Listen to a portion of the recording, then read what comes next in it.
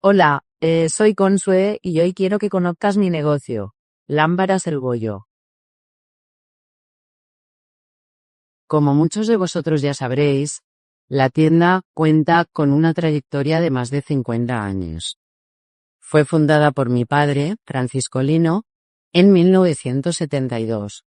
Hoy soy yo quien la regenta, intentando adaptarnos a las nuevas tendencias, pero sobre todo sin olvidar nuestra esencia de cercanía y familiaridad. Como podréis ver, podemos ofreceros todo tipo de artículos relacionados con el sector de la iluminación, nuestra especialidad, abarcando lámparas de techo en todos sus estilos, ventiladores de techo, flexos tanto de iluminación LED integrada como de bombilla LED, plafones con y sin mando, sobremesas, accesorios y pantallas. También disponemos de artículos de material eléctrico, mecanismos, cable, tiras LED, bases de corriente, etc., ofreciendo al cliente nuestro servicio de instalación. Te espero. Estaré encantada de poder asesorarte según tus necesidades.